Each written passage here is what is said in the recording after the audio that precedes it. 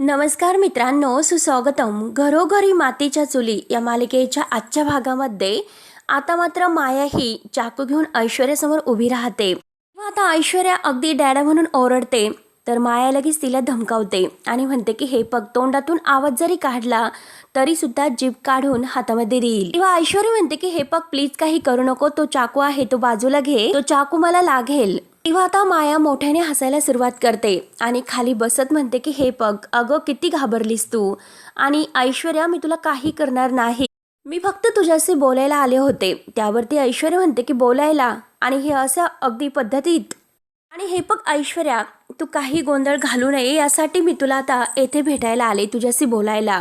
त्यावर आता लगेच माया परत खोटं बोलायला सुरुवात करते.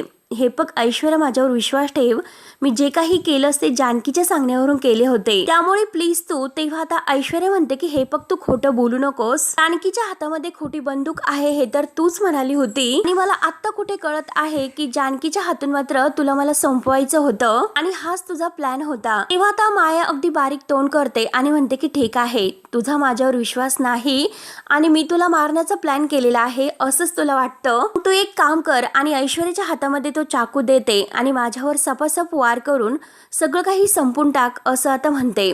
तेव्हा मात्र आता तो चाकू तिने ऐश्वर्याच्या हातामध्ये दिलेला आहे आणि तो चाकू आता ऐश्वर्याने तसाच हातामध्ये पकडलेला आहे. त्यामुळे आता तिचे जे काही फिंगरप्रिंट्स आहे तर त्या चाकूवर उमटलेले आहे. मायेने मात्र आता तो चाकू हातात साडीचा पदर घेऊन मात्र तो चाकू धरलेला आहे, परंतु तिने तसा न चाकू धरता ऐश्वर्याच्या हातात तसाच चाकू दिलेला आहे. ऐश्वर्या तो चाकू घेते आणि अगदी तेथे खाली फेकून देते आणि मायेला म्हणते की सोड, हे सर्व तुझं काय सुरू आहे, काय चाललं. त्यानंतर आता इकडे हवालदार आणि लेडीज कॉन्स्टेबल आहे तर ते मात्र रणदिवेंच्या घरी येतात. आता जानकी विचारते की काय झालं साहेब, तुम्ही अचानक कसे घरी. त्यावरती हवालदार विचारतात की माया कुठे आहे. तेव्हा जानकी म्हणते की माया कुठे आहे माहिती नाही, ती घरात नाही. आता मायाचा दुसरा प्लॅनची खेळण्याची ही तयारी अगदी सुरू आहे. तर जानकी विचारते की काय झालं. त्यावरती ते हवालदार म्हणतात की तिला चौकशीसाठी पोलीस स्टेशनला बोलावलेलं आहे. त्यावरती आता जानकी म्हणते की अहो इस्वे साहेब, तुम्ही असं का करतात, कारण मी तुम्हाला सांगितलं ना की मायाच्या आईवडिलांना मात्र ह्या ऐश्वर्याने अगदी किडनॅप करून ठेवलेला आहे. तुम्ही तर ऐश्वर्याची चौकशी करायला हवी आणि मायाची चौकशी कुठे करतात तुम्ही. तेव्हा हवालदार जानकीवरच ओरडतात, तुम्ही आम्हाला सांगू नका आम्ही काय करायचं आणि काय करायचं नाही म्हणून.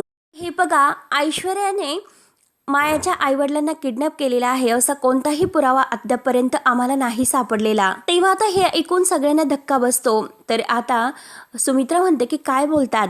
हवालदार म्हणतात की हो, हे खरं आहे, म्हणूनच आता आम्हाला मायाच्या बाबतीत चौकशी करायला तिला घेऊन जायचं आहे. आधी आता माया बरोबर तो चाकू आपल्या हातात तिला घ्यायचा आहे, परंतु साडीचा पदर पुढे करते आणि ऐश्वर्याशी बोलत असते की हे पग, तुला माझ्यावर विश्वास नाही ना, परंतु तू माझ्यावर विश्वास ठेव आणि तुला जर मला मारून टाकायचं असेल तर तू मारून सुद्धा टाकू शकते, परंतु मला हे सर्व मास्कमॅनने करायला सांगितले होते. तेव्हा आता ऐश्वर्या म्हणते की अच्छा, म्हणजे कोण तुझा तो भाऊ, त्याने मला मारायला तुला सांगितलं होतं का, खोटारडी कुठली. तेव्हा आता माया म्हणते की ठीक आहे, मला मान्य आहे, तुझी मीच आहे, फक्त मला तू एक फेवर करशील का, प्लीज तू पोलिसांना माझं नाव सांगू नकोस, मी तुझ्या पाया पडतेस. म्हणून माया आता तिचे पाय धरते आणि तेवढ्यात तो चाकू हातात घेते. तेव्हा ऐश्वर्या ओरडते. ऐश्वर्या म्हणते की माया, तुम्हाला फसवलेला आहे, खूप मोठा तुम्हाला धोका दिलेला आहे, सगळ्यातून मात्र तुझी सहजासहजी नाही मी सुटका होऊन देणार, कारण मीच तुला नाही सोडणार. आता मात्र मी पोलिसांना सगळं खरं खरं सांगणार आहे, चल निघ इथून. तेव्हा आता माया म्हणते की बरं ठीक आहे, तू माझ्यावर विश्वास ठेवायला हवा, जाते मी, ठीक आहे. तेव्हा आता माया लगेच तो चाकू घेऊन बाहेर येते आणि त्या चाकूकडे बघत आता ती हसत असते, कारण आता त्या चाकूवर तिने बरोबर ऐश्वर्याचे ठसे उमटवलेले असतात आणि हातांचे ठसे घेऊन ती बरोबर आता पुन्हा तेथे येऊन बसते, तोंड वगैरे झाकते. तर कावेरी काकू पाणी वगैरे घेऊन येतात आणि धर पाणी असं म्हणतात. तर आता ही म्हणते की मला नकोय, तुझ्या पोरीलाच दे पाणी. तेव्हा आता कावेरी काकूंना हिचं बोलणं काही पटत नाही. आता म्हणते की काय बाई आहे ही, आणि माया मात्र आता आपलं ते गाठोडं वगैरे आहे तर ते घेते. तर कावेरी काकू रागाने दरवाजा बंद करतात. आता माया मात्र बाहेर हसतच असते आणि आता मनात म्हणते की ऐश्वर्या, तू तर ह्या मायाच्या मायाजालमध्ये अडकली शेवटी, म्हणजे तुझ्याबरोबर नक्की आत्ता काय घडलं हे तुला कळालंच नाही. आणि तेवढ्यात आता इकडे हवालदार आहे तर ते धावतच येतात. इन्स्पेक्टर साहेबांना म्हणतात की साहेब, अहो गावच्या बाहेर, वेशी बाहेर 2 डेड बॉडी सापडलेल्या आहेत.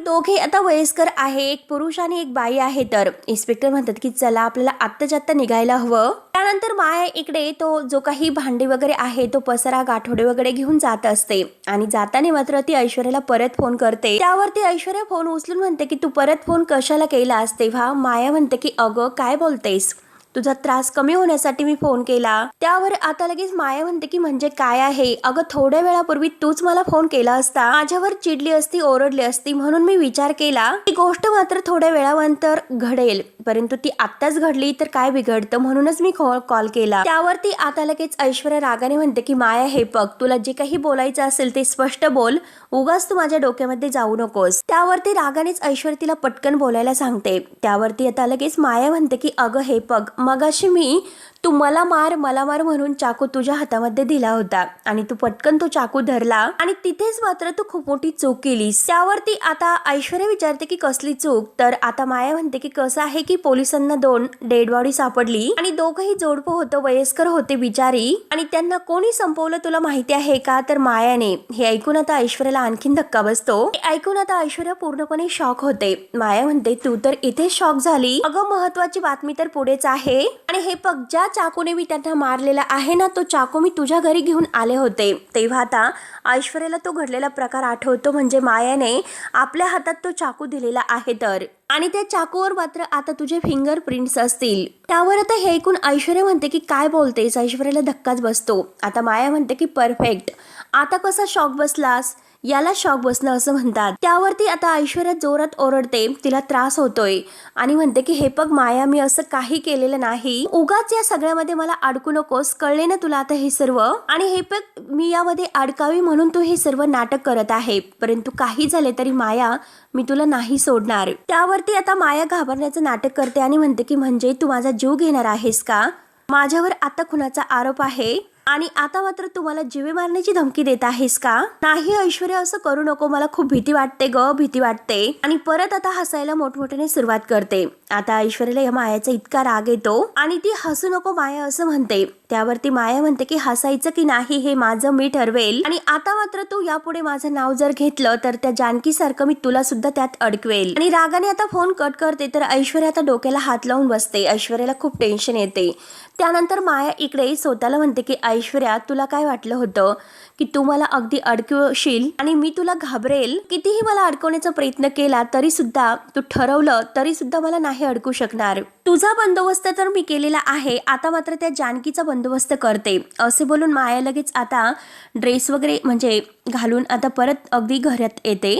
आणि घरात आल्यानंतर जानकी लगेच तिला म्हणते की माया, काय ग माया, कुठे गेली होतीस, घरभर तुला शोधलं. तेव्हा आता माया अगदी लगेच म्हणजे असं ते करत असते. तर जानकी म्हणते की हे बघ, असं न सांगता तू कुठे जाऊ नकोस. तेव्हा आता माया लगेच आता केविलवाना चेहरा करते आणि म्हणते की आई बाबांचा विचार आहे सतत मनामध्ये येतोय, त्यांच्याबद्दल काहीतरी कळेल असे म्हणून मी बाहेर पडते. अजूनपर्यंत मला खरंच काही कळालेले नाही. त्यांची मला काळजी वाटते की त्या ऐश्वर्याने मात्र त्यांना काही केलं तर नसेल ना, ते सुखरूप असतील ना, आणि त्यांच्याशिवाय खरंच मला कोणी नाही, मला ते हवे आहेत. त्यावरती जानकी म्हणते की हे बघ, तुझे आई बाबा नक्की सापडतील आणि जेथे कुठे असतील ना ते सुखरूप असतील. आणि सतत तू म्हणत असते की मला कोणी नाही, तू प्लीज असं म्हणत जाऊ नकोस.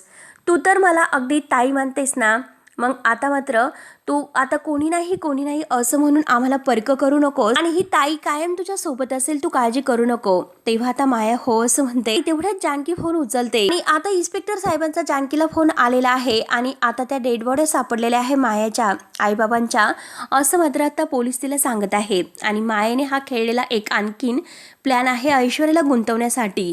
आता मात्र माया खुश होत जानकीकडे बघून हसत असते आणि जानकीला मात्र आता हे सर्व ऐकून एक धक्का बसलेला आहे. त्यानंतर आता इकडे ऐश्वर्याला टेन्शनच येते आणि ती माया इतकी स्मार्ट निघेल मला माहिती नव्हतं.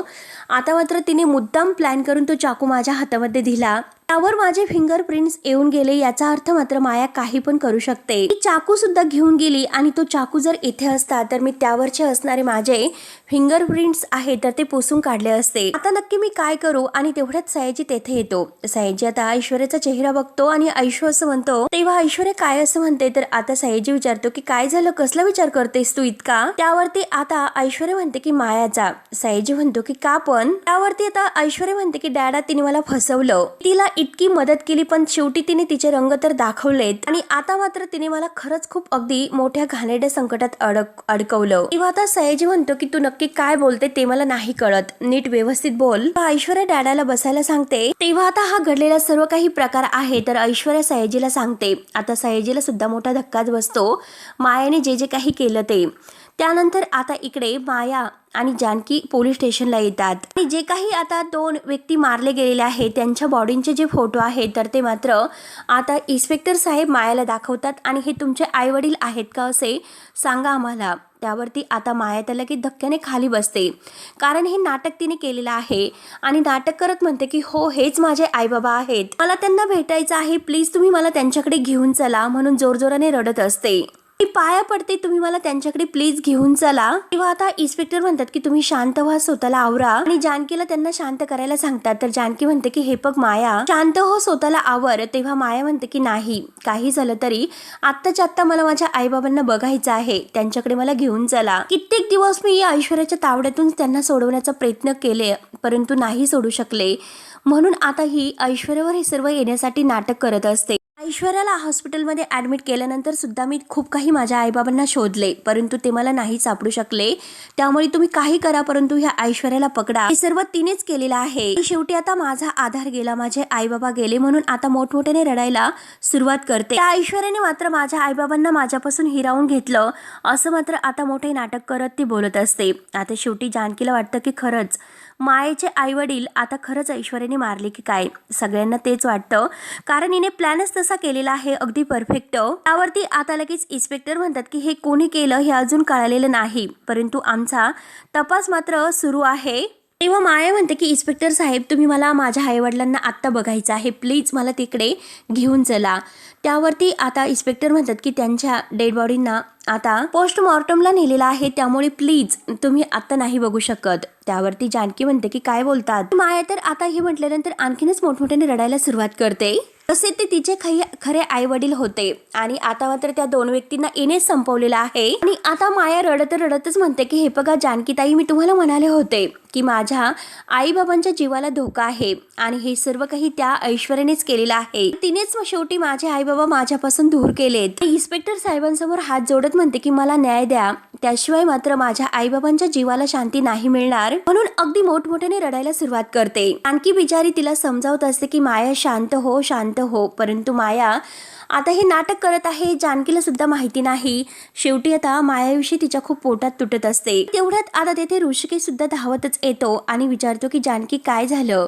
तर आता जानकी ऋषिकेशकडे बघत म्हणते मायाच्या आईबाबांचा खून झालेला आहे. तेव्हा आता माया जानकीच्या जवळ येऊन मिठीत येऊन रडत असते. ऐकून आता ऋषिकेशला तर खूप मोठा धक्काच बसतो. माया आता चक्कर येण्याचं नाटक करते. सगळेजण खूप घाबरतात. आता जानकी म्हणते की माया उठ. तेव्हा ऋषिकेश लगेच आता ग्लासमधील पाणी मायाच्या चेहऱ्यावर शिंपडतो. तेव्हा माया आता अगदी शुद्धीवर येते म्हणजे ती नाटकच करत आहे. जानकी म्हणते की माया अगं हे पग स्वतःला का त्रास करून घेतेस तू. तेव्हा ऋषिकेश जानकीला म्हणतो की तू मायाला सांभाळ आणि इन्स्पेक्टर साहेबांना म्हणतात बघा आता तरी तुम्हाला खात्री पटली ना, जानकी खोटं बोलत नव्हती. मायाच्या आई वडिलांना डांबून ठेवण्यात आले होते आणि हे नक्की त्या ऐश्वर्यानेच केलेलं असणार. त्यावरती मात्र आता इन्स्पेक्टर साहेब म्हणतात की आम्हाला मायाच्या आई वडिलांच्या डेड बॉड्या सापडल्या परंतु हे सर्व ऐश्वर्याने केलेलं आहे हे मात्र अजून सिद्ध नाही झालेलं, सिद्ध व्हायचं आहे ते अजून. आम्ही पाठपुरावा करू परंतु जोपर्यंत ऐश्वर्या विरोधी पुरावा नाही मिळत आम्ही काहीच करू शकत नाही. त्यावरती आता ऋषिकेश म्हणतो की अहो तुम्ही असं कसं बोलू शकतात, या अगोदरच तुम्ही ऐश्वर्याची चौकशी करायला हवी होती आणि जर तुम्ही अगोदर चौकशी केली असती तर आज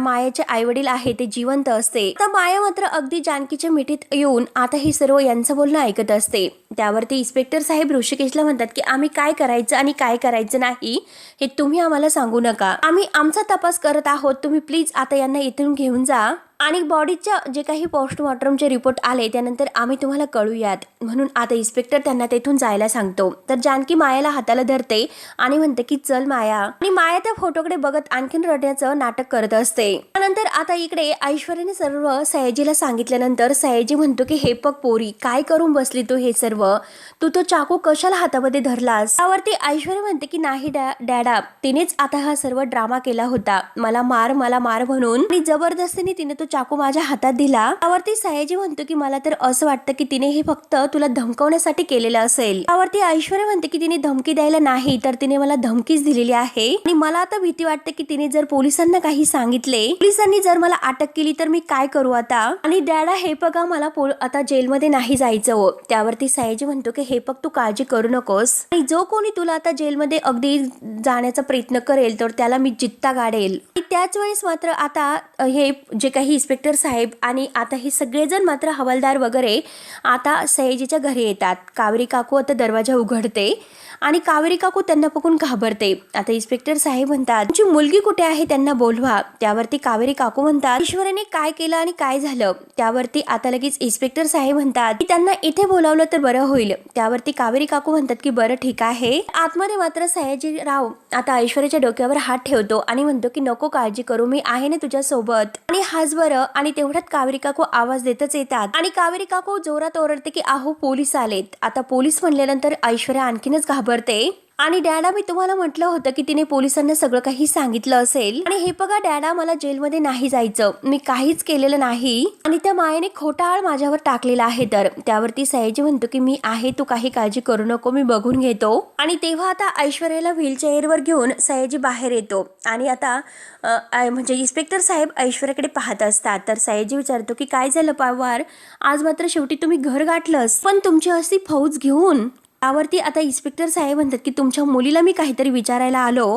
आता इन्स्पेक्टर साहेब ऐश्वर्याला म्हणतात की तुमच्यावर असा आरोप आहे की तुम्ही मायाच्या आईवडिलांचा खून केला म्हणून. आता हे ऐकून कावेरी काकूंना तर धक्का बसतोच, परंतु ऐश्वर्या म्हणते की हे सर्व खोटं आहे, मुळात म्हणजे ती माया खोटारडी आहे, मी असं काही केलेलं नाही. त्यावरती मात्र आता इन्स्पेक्टर साहेब म्हणतात की हे लवकरच कळेल आणि सयाजीराव तुमच्या घराची झडती आम्हाला घ्यायची आहे, कारण मायाच्या आईवडिलांना चाकूने वार झालेला आहे, तो चाकू मात्र तुमच्या घरामध्ये असणार आहे असा संशय आहे. तर त्यावरती आता ऐश्वर्या म्हणते की नाही, तो चाकू तर माया घेऊन गेली. त्यावरती आता इन्स्पेक्टर साहेब विचारतात की म्हणजे काय. त्यावरती ऐश्वर्या सांगायला सुरुवात करते माया येथे माझ्या घरी आली होती आणि तिने मला धमकी दिली होती तुम्हाला काही सांगायचं नाही म्हणून. मी सर्वांना हेच सांगितलेलं आहे की मी तिच्या आईवडिलांना किडनॅप केलं म्हणून, परंतु मी तिच्या खरंच आईवडिलांना किडनॅप नाही केलेलं, मुळात म्हणजे मी त्यांना ओळखत सुद्धा नाही आणि अजूनपर्यंत मी त्यांना बघितलेलं सुद्धा नाही. हे सुद्धा जानकीला खोटं सांगितलेलं आहे की मी तिच्या आईवडिलांना किडनॅप केलं म्हणून. हे बघा सर, खरंच या सगळ्याशी माझा काही एक संबंध नाही म्हणून मला फसवते आणि मुद्दाम या सगळ्या प्रकरणामध्ये मला अडकवण्यासाठी चाकू सुद्धा ती माझ्या घरी घेऊन आली होती, खरंच काही केलेलं नाही. त्यावरती आता हे सर्व ऐकून इन्स्पेक्टर साहेब म्हणतात की ऐश्वर्या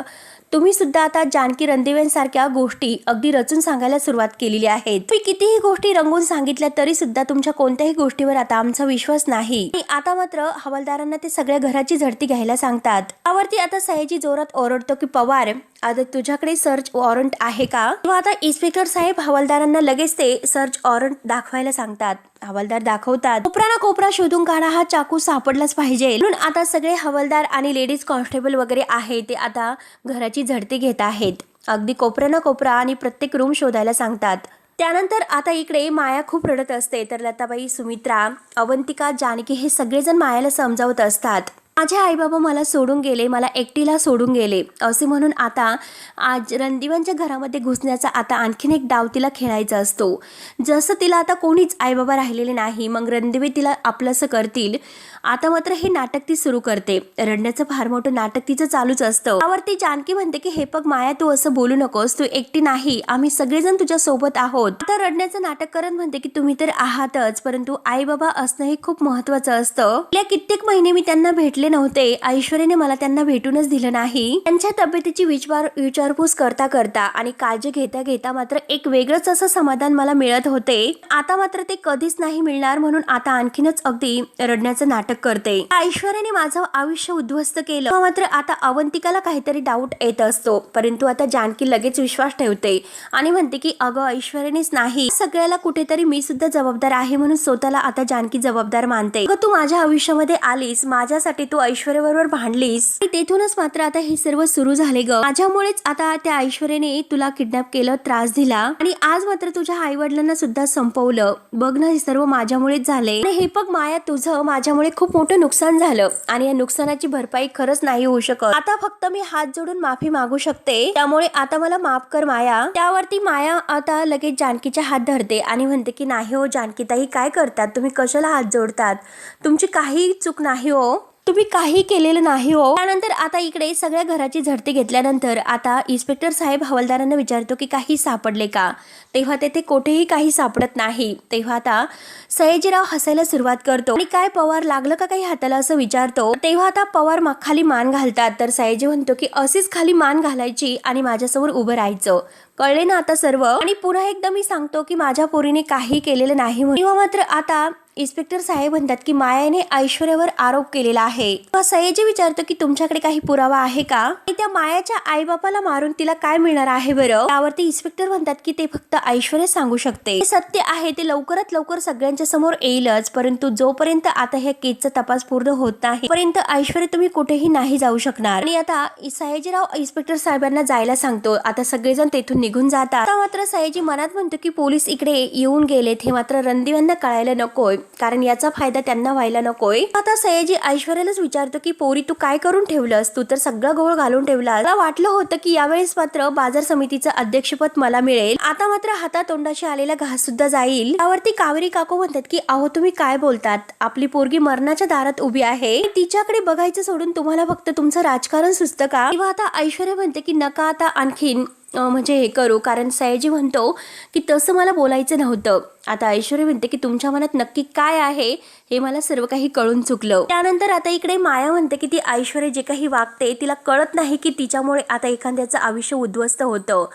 तर आता सुमित्रा म्हणते की हो माया, तू एकदम अगदी बरोबर बोलत आहे. हा जो काही ती खेळ खेळतेस ना एक दिवस मात्र तिच्यावर उलटेलच तो खेळ. आता रडतेच लताबाई सुद्धा मायाला शांत करते. प्लीज शांत हो, रडू नकोस बाळा. त्यावरती आता माया उठते आणि म्हणते की आता रडणार नाही तर मी लढणार आहे, काही झालं तरी मी त्या ऐश्वर्याला नाही सोडणार असं म्हणते. आता जानकी म्हणते की हे बघ माया, या सगळ्यामध्ये तू एकटी नाही, तर आम्ही सगळेजण तुझ्या सोबत आहोत. पण ती का मात्र ह्या संशयानेच मायाकडे पाहत असते आणि माया लगेच जानकीच्या मिठीत येऊन रडण्याचं नाटक करते आणि मनात म्हणते की जानकी किती मूर्ख आहेस ग तू, त्या भोळेपणाची मला खरंच कीव करावीशी वाटते. जिने मात्र या सगळ्यामध्ये तुम्हाला अडकवलंस तिलाच तू जवळ करतेस. इंटरेस्टिंग. आणि जानकी हे फक्त त्या ऐश्वर्याचा जीव आहे तर तो माझ्या मुठीत आहे, श्वास सुद्धा तोपर्यंत चालतील जोपर्यंत माझी इच्छा आहे तो.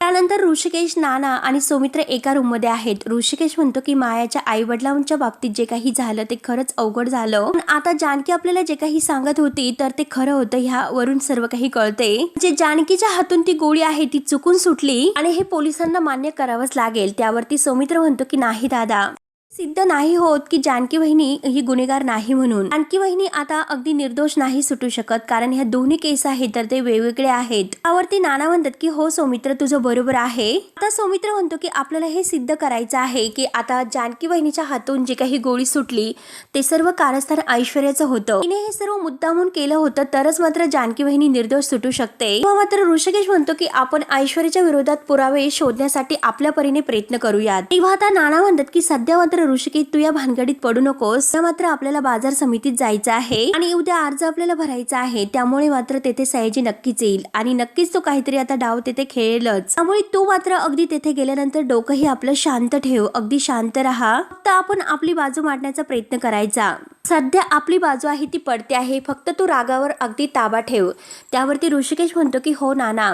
आणि हा भाग येथे संपतो. पुढील भागामध्ये आता ही माया ऐश्वर्याला फोन करते आणि म्हणते की उद्या मात्र तुझ्या बाबांना इलेक्शनचं तिकीट मिळणार आहे, त्यामुळे तू तेथे जायचं आणि सगळ्यांच्या समोर हे सांगायचं की काही दोन म्हातारे मेले होते, ते सगळं काही जानकीचा ड्रामा होता मला अडकवण्यासाठी. त्यानंतर आता ऋषिकेश मात्र तयार होऊन तिकडे जायला निघलेला असतो. आता जानकी म्हणते की आज मात्र तुमच्या आयुष्यातील खूप महत्त्वाचा दिवस आहे, त्यामुळे मी खात्रीने सांगते यावेळेचं जे काही आता हे इलेक्शनचं तिकीट आहे तर ते तुम्हालाच मिळेल. किंवा आता सयाजी तेथे म्हणतो की आता मात्र हे इलेक्शनचं जे तिकीट आहे तर ते मला मिळू नये यासाठी मात्र यांनी दोघांचे मुर्दे तेथे पाडले. अशा वेळेस मात्र आता ह्या गुन्हेगारांना तिकीट द्यायचं का आणि त्यांना तुम्हाला साथ द्यायची का, असं मात्र आता बाजार समितीत अगदी ठरलेलं म्हणजे चालू असतं आणि सगळेजण आता गावकरी इकडे बघत आहे. त्यानंतर मात्र आता सरपंच तर विचारतच पडतात.